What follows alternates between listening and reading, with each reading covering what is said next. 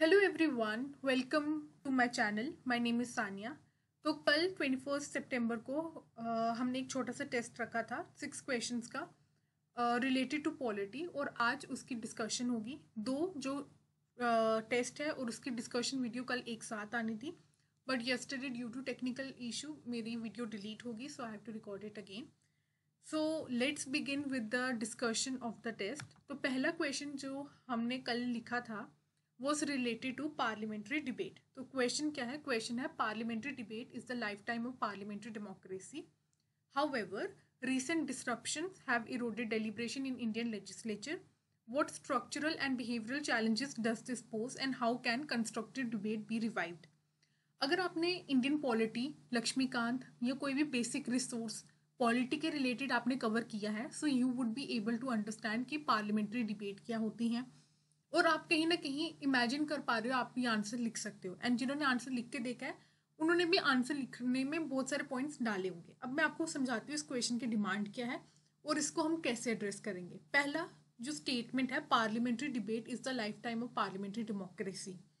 हर एक क्वेश्चन में, अगर किसी भी क्वेश्चन में अगर आपको ऐसी कोई स्टेटमेंट दी हुई है, तो वैसे क्वेश्चंस में आपको ऐसी स्टेटमेंट्स को बेसिकली इन कंसिडर करना है और अपने इंट्रो में ही इसको जस्टिफाई कर देना है। ठीक है, तो इसको हम इंट्रो में ही जस्टिफाई करेंगे कि कैसे पार्लियामेंट्री डिबेट जो है पब्लिक डिस्कोर्स को मेंटेन करती है, कैसे लोगों की एस्पिरेशंस को पार्लियामेंट में रिस्पेक्ट करा जाता है, कैसे सिटीजन्स के लिए लॉ बनाया जाता है। So all this points will be included in the introduction. ठीक है, अभी the recent disruption have eroded deliberation in Indian legislature.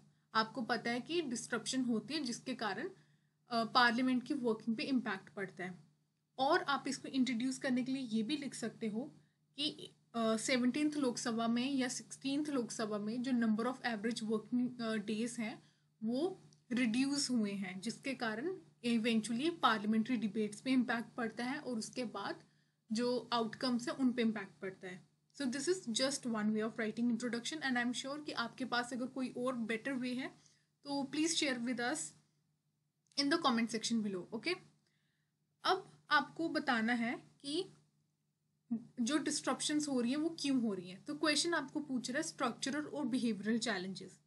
ये क्वेश्चन जब मैंने फ्रेम किया था तो मैंने चैलेंजेस को स्पेशली दो पार्ट में डिवाइड किया, स्ट्रक्चरल और बिहेवियरल, क्योंकि एग्जाम में वो आपसे मे बी चैलेंजेस ही पूछेंगे, बट अगर आप उन चैलेंजेस को स्ट्रक्चर और बिहेवियर में डिवाइड कर दोगे तो आपके पास ज़्यादा पॉइंट्स आएंगे। ठीक है, तो स्ट्रक्चर में क्या प्रॉब्लम होगी, मैं आपसे 3-4 पॉइंट डिस्कस करते हैं जो मैंने लिखे हैं। पहला तो फ्रीक्वेंट डिस्ट्रप्शन से एडजर्नमेंट मोशन को बार बार यूज़ किया जाता है। तो रिसेंट लोकसभा सेशन में ओनली 29% जो टाइम था उसे प्रोडक्टिवली यूज़ किया गया, तो ये एक पॉइंट हो गया। दूसरा पॉइंट ये है कि बिना पार्लियामेंट कमेटीज़ को बिल रिकमेंड करे हुए बिल पास कर दिए जाते हैं। ऐसे किसी एक बिल की एग्जाम्पल आप हमें कमेंट सेक्शन में बताओ। ठीक है, थर्ड इज कि क्वेश्चन आर की फंक्शनैलिटी डिक्रीज हो चुकी है, क्योंकि ओनली 8% जो स्टार्ट क्वेश्चन हैं उन्हीं के जवाब दिए गए, बाकियों के नहीं दिए गए। फोर्थ इज कि पार्लियामेंट्री कमेटीज में काफ़ी ज़्यादा पोलराइजेशन देखने को मिल रही है, जिसके कारण उनकी वर्किंग और उनके आउटकम्स पे इम्पैक्ट देखने को मिल रहा है। फिफ्थ पॉइंट, एग्जीक्यूटिव का control in parliament. We know that India में executive is derived from parliament, right, and executive is responsible to parliament. पर कहीं ना कहीं एग्जीक्यूटिव का कंट्रोल इतना होता है कि वो पार्लियामेंट की जो वर्किंग है उसको भी वो इम्पैक्ट करते हैं। एग्जाम्पल के तौर पे ये आप ऐसे वन लाइनर लिख सकते हैं कि dominance of PM and CM curtails legislative independence. Okay, and fourth is कि सिंस 2019 लोकसभा में डिप्यूटी स्पीकर की जो पोजीशन है वो एम्प्टी है, तो दिस इज वेकेंट है, सॉरी।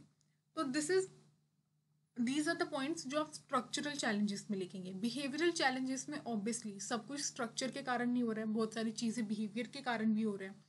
सो यहाँ पे 2-3 पॉइंट्स जो मैंने लिखे हैं बिहेवियर में, एक तो पॉलिटिकल सिविलिटी के डिक्लाइन हुआ है।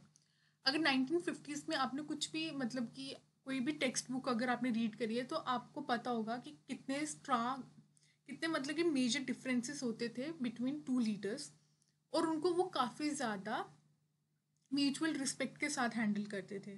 तो अभी जो है अगर डिफरेंसेस हैं भी तो उनको काफ़ी ज़्यादा अनपार्लियामेंट्री लैंग्वेज यूज़ करके या और दूसरे तरीके यूज़ करके अपनी भड़ास निकालते हैं, which is not good obviously. और इससे जो प्रोडक्टिव टाइम है वो भी हमारा वेस्ट होता है।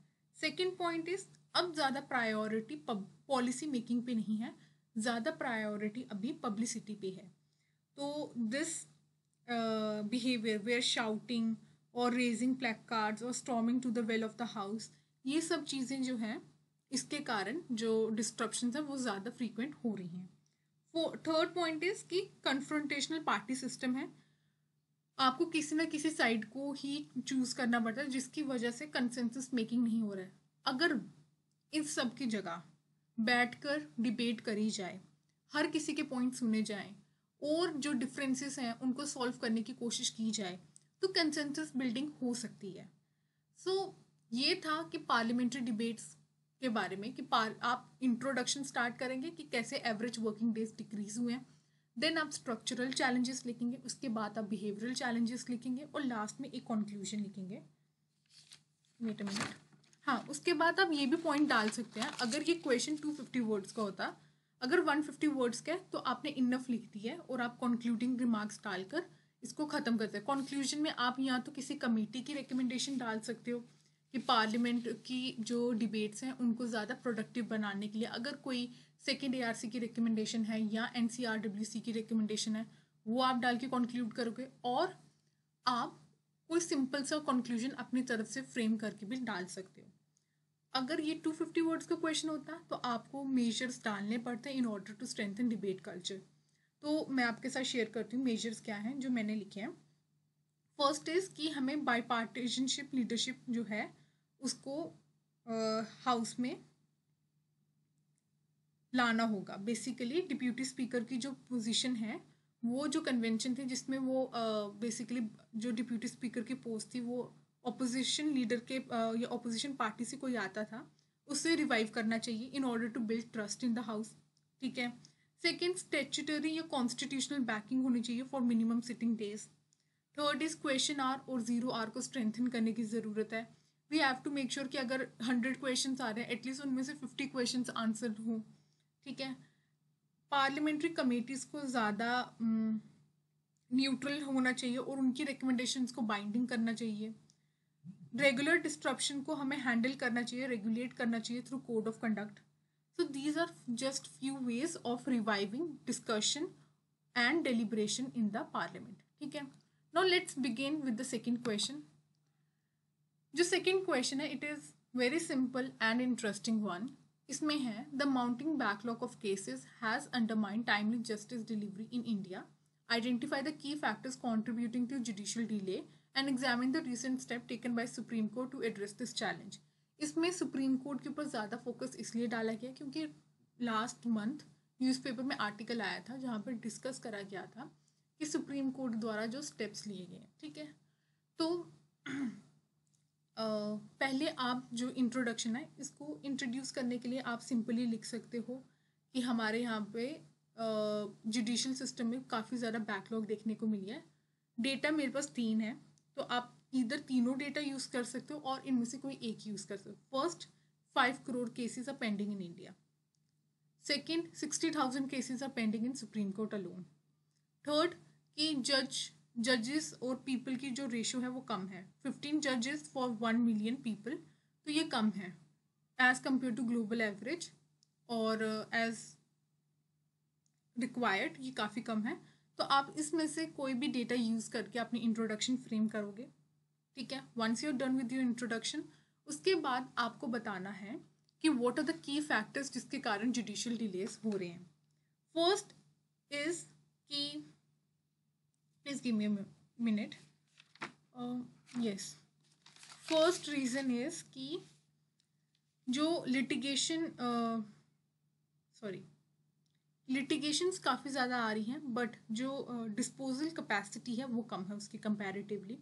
Like since 2022 25% litigation filing has increased in India. One, simple. Second is कि बहुत सारे जो केसेस हैं वो प्रोसीजरल डिफेक्ट्स के कारण अभी भी पेंडिंग हैं, ठीक है। थर्ड इज कि बहुत सारे केसेस जो है मिसलिनियस मैटर्स पे हैं। फोर्थ कि government is a major litigant in many cases, ठीक है। फिफ्थ इज ऑब्वियसली रिसोर्स और इंफ्रास्ट्रक्चर की कमी है। एंड सिक्स्थ इज कि cases link to resolve matter still linger without disposal. तो ऐसा होता है जैसे कि I had a good example but I don't know कि इसको भी यूज़ करना चाहिए, बट लेट्स से कि केस ए जो है, there are two person A and B, ठीक है। दोनों कोर्ट में जाते हैं, एक ने ए ने कोई केस डाला, बी ने कोई केस डाला, बट प्रॉब्लम क्या है कि जब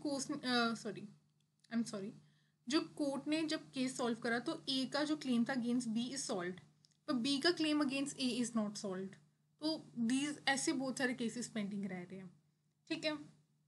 अब ऐसा क्या करा जा सकता है in order to solve this? Case verification और फास्ट कर दें, तो accelerate case verification, first point, ठीक है। सेकेंड इज अभी रिसेंटली केस वेरिफिकेशन दो इम्प्रूव हुई है, 180 से 228 केस वेरिफिकेशन इम्प्रूव हुई है। सेकेंड इज ऑटो एलोकेशन करा जा रहा है अंडर ICMIS, जिसके कारण ह्यूमन इंटरवेंशन कम से कम हो गई है, ठीक है। थर्ड इज कि सुपेस SUPACE AI प्रोग्राम को यूज करा जा रहा है इन ऑर्डर टू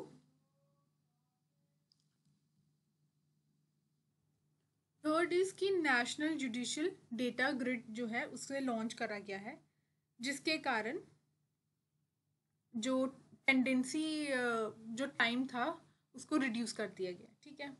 सो आप गूगल कर सकते हैं, अगर आपको और पॉइंट्स मिलते हैं आप इसमें ऐड कर सकते हैं, और लास्ट में कंक्लूडिंग रिमार्क में आप ऐसे लिख सकते हैं कि जो case clearing pendency is not about restoring, is about restoring faith in justice and not about numbers. And you can say कि लॉन्ग टर्म के लिए इन स्टेप्स को सस्टेन करना और साथ ही साथ लोअर जुडिशरी को और स्ट्रेंथन करना और AI और ब्लॉकचेन टेक्नोलॉजी को इंटीग्रेट करने से इसे बेटर तरीके से सॉल्व किया जा सकता है, okay. So this is all about the second question. Now moving on to the third question. The rise of cabinet government has been argued to overshadow the traditional supremacy of parliament. Do you agree with this view? Substantiate your answer with suitable illustration. I don't know अगर आपने ethics अभी तक करा है या नहीं करा है, but अगर आपको ethics का कोई भी थोड़ा सा आइडिया हो तो एथिक्स में एक्चुअली ऐसे क्वेश्चंस आते हैं कि एंड्स और मीन्स दोनों इंपॉर्टेंट है क्या, या एंड्स ओवरशैडो कर देते हैं मीन्स को, ऐसे क्वेश्चंस आते हैं, ठीक है। तो ये एक टिपिकल एग्जाम्पल है एथिक्स के क्वेश्चन कैसे हो सकते हैं उसकी, दो ये थोड़ा पॉलिटिकल टर्म से टेक्निकल है।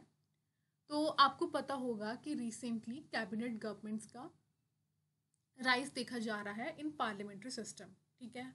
अब वो क्वेश्चन आपसे पूछ रहा है क्या इस राइज से जो पार्लियामेंट है उसको वो ओवरशैडो कर रहा है, and you have to tell your view.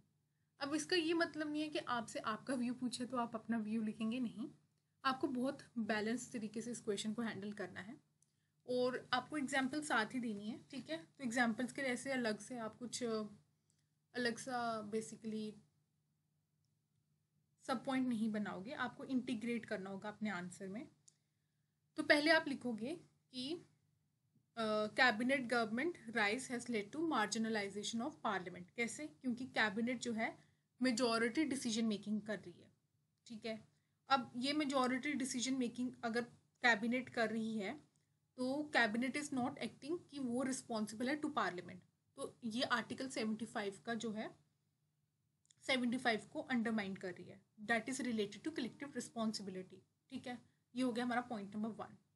Point number 2 हो गया कि एग्जीक्यूटिव डोमिनेंस पार्लियामेंट की इंडिपेंडेंस के लिए ठीक नहीं है, एग्जाम्पल के तौर पे, और प्राइवेट मेंबर बिल्स के लिए भी ठीक नहीं है, क्योंकि अगर एग्जीक्यूटिव डोमिनेट करेगी तो प्राइवेट मेंबर्स बिल को कंसिडर ही नहीं किया जाएगा। तो एग्जाम्पल के तौर पे that since 1952 only 19 private member bill have become law in India, ठीक है। थर्ड क्वेश्चन इज कि स्टैंडिंग कमेटी को बाईपास करा जाता है, एग्जाम्पल में सिटीजनशिप अमेंडमेंट एक्ट दे सकते हो। फोर्थ इज फ्रीक्वेंट ऑडियंस को यूज़ करने से आर्टिकल 123 जो है वो पार्लियामेंट्री लॉ मेकिंग पावर को अंडरमाइन कर रहा है। तो कैबिनेट के ही बेसिकली एड और एडवाइस के कारण प्रेसिडेंट ऑर्डिनेंस को प्रोमलगेट करते हैं। तो अगर कैबिनेट नहीं कहती तो नहीं होता, तो इसलिए लॉ मेकिंग पावर को काफ़ी ज़्यादा मिसयूज़ किया जा रहा है। एंड आप कोई भी रीसेंट एग्जाम्पल्स डाल सकते हैं ऑर्डिनेंस की जो आपको लगता है बार बार आई है। This is up to you, I am not going to tell you कि आप ये लिखो वो लिखो, वो आप पे रहा है, ठीक है। एंड फिफ्थ पॉइंट इज कि एग्जीक्यूटिव की इंटरफेरेंस या ओवरसाइट के कारण या एग्जीक्यूटिव कन्फ्लिक्ट के कारण पार्लियामेंट के वर्किंग डेज डिक्रीज हो गए, ठीक है। Now coming to the other part of the question, जहाँ पर हम बोल रहे हैं कि पार्लियामेंट इज स्टिल सिग्निफिकेंट। यहाँ पे नए हेडिंग डाली, उसके बाद यूल राइट कि आज भी जो सुप्रीम लॉ मेकिंग बॉडी है हमारी कंट्री में वो पार्लियामेंट है। और एग्जाम्पल के तौर पे आप लिख सकते हैं कि under article 123 ordinance making power is only valid for 6 months 6 weeks। उसके बाद in order to make any law permanent you need a law to be passed through parliament, ठीक है। सेकेंड इज बजट अप्रूव करने के लिए we need parliament. Third is article 265 बोलता है that in order to levy any tax it should be passed और by the law making body that is parliament, ठीक है। then article 105 hold executive responsible, तो through question hour हो गया, no confidence motion हो गया, आज भी executive is responsible to parliament. Then impeachment power जो है अंडर आर्टिकल 124 हो गया, आर्टिकल 61 हो गया, ये इंश्योर करती है कि पार्लियामेंट जो है कॉन्स्टिट्यूशनल फंक्शनरीज पे चेक रखे। एंड लास्ट में if you want to add any other point please मुझे भी बता देना, ठीक है।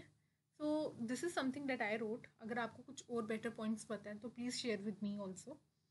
और लास्ट में आप कंक्लूड करेंगे कि कैबिनेट एक्सपैंड कर रही है और पार्लियामेंट जो है आज भी एक एसेंशियल पार्ट है डेमोक्रेसी के लिए, और सेपरेशन ऑफ पावर को आज भी through basic structure doctrine protect किया गया है।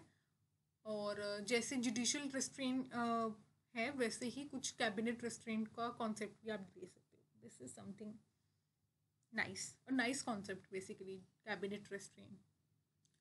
So this is what was about this question. 3 question हो चुके हैं, 3 और बाकी हैं, ठीक है। द नेक्स्ट क्वेश्चन काफ़ी सिंपल और इंटरेस्टिंग क्वेश्चन है। The basic structure doctrine is often described as a safeguard against arbitrary constitutional change, critically evaluate its role and significance in present day democracy. पहले आप बेसिक इंट्रोडक्शन में मुझे लगता है Keshavananda Bharti case को यूज़ करके आप बता दो कि बेसिक स्ट्रक्चर डॉक्ट्रीन आई थी through this case in this year, in the year 1973, right. आप उसके पहले ये भी लिख सकते हैं कि कुछ 1-2 ऐसी अमेंडमेंट्स आई थी जो काफ़ी ज़्यादा अनकॉन्स्टिट्यूशनल थी। आपको लिखने की ज़रूरत नहीं अनकॉन्स्टिट्यूशनल थी, आप जस्ट लिख सकते हो in response to these amendments supreme court ने इस केस में ये डिसीजन लिया। All right, now critically evaluate its role and significance in present day. Give me a minute please. तो रोल यही है कि ये सेफगार्ड करता है अगेंस्ट अथॉरिटेरियनिज्म। एग्जाम्पल के तौर पे इमरजेंसी के दौरान कॉन्स्टिट्यूशनल पावर को to amend the constitution executive उसको बहुत ज़्यादा वास्टली यूज़ कर रहा था, तो it is restrain to it.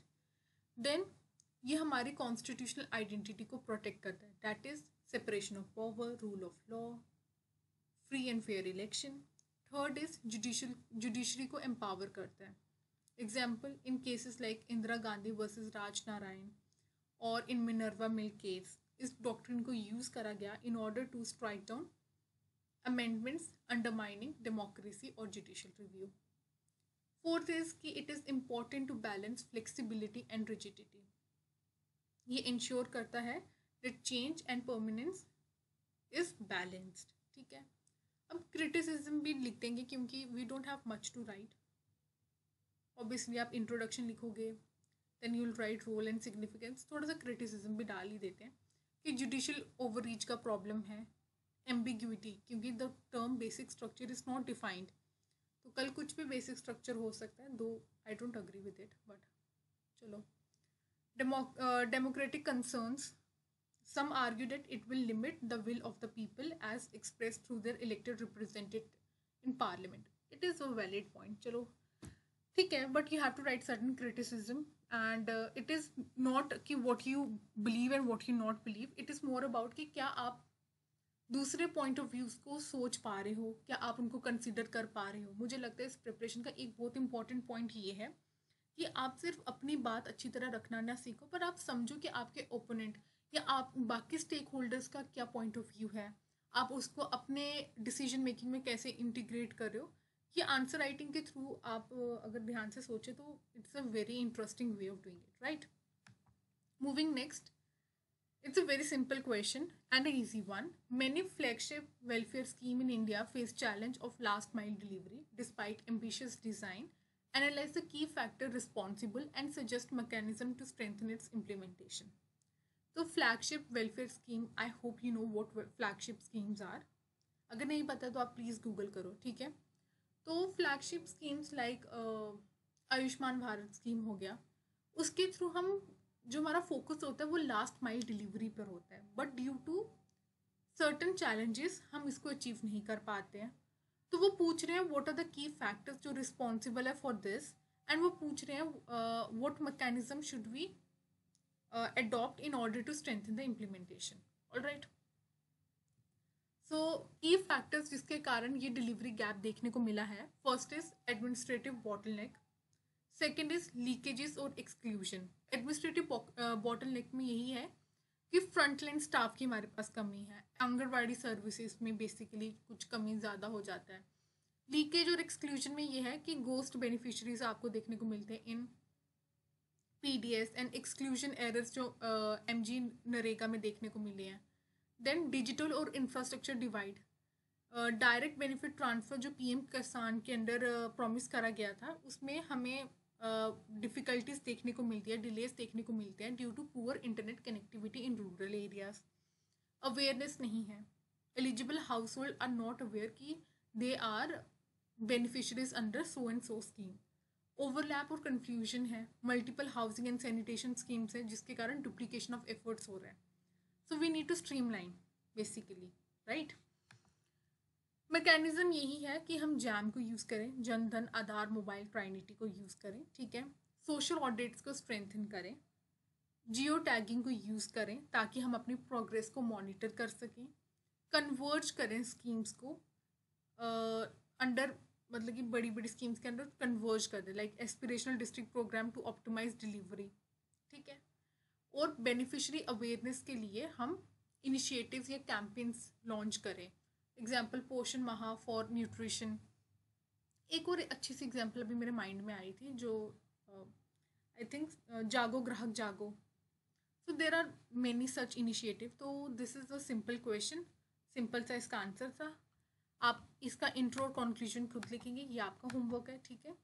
If you have not written the answer, or you can share what you have written with me in the comment section below, okay. अब last question था, the new education policy 2020 seeks to transform India's educational system by making it more holistic, inclusive and skill oriented. Critically evaluate the opportunities and challenges in its implementation. ये काफ़ी simple question है. अगर आपने monthly magazine या कहीं से आपने current affairs करे हैं या आपने नहीं भी करे हैं, तो आप जाकर न्यू एजुकेशन पॉलिसी पढ़ो और इस क्वेश्चन का आंसर लिखो, ठीक है. पहले आप उसको पढ़ो, अच्छी तरह से अपना प्रिपेयर कर लो और उसके बाद इसका आंसर लिखो, and I am sure you can do it. दो आपको ऐसे स्टार्टिंग में वो फील होगा कि नहीं होगा मेरे से, but trust the process. You have to trust the process and keep putting in the effort and you will eventually be able to do it, okay. And in the last, those who have stayed till now, there is a announcement for you कि इस Sunday को हम geography के related एक test करेंगे. सो आपको physical geography और Indian geography prepare कर कर आना है. उसके रिलेटेड ही 6 से 10 क्वेश्चन का टेस्ट होगा, एंड इस बार संडे को सोल्यूशन साथ में ही मैं दूंगी. I will try my best. और टेस्ट हम कोशिश करेंगे कि मेरे साथ ही आप करो. So I meet you again on Sunday. Till then, prepare for your geography test. अगर आपने जोग्राफी के एनसीईआरटीज पढ़ी हैं उनको वापस से पढ़ो, आंसर राइटिंग करने की थोड़ी बहुत कोशिश करो, क्योंकि संडे को हम एक अच्छा सा प्यारा सा टेस्ट करेंगे और खुद और सब साथ में इम्प्रूव करेंगे, ठीक है। So thank you for your time, thank you for your patience, and I will see you in the next.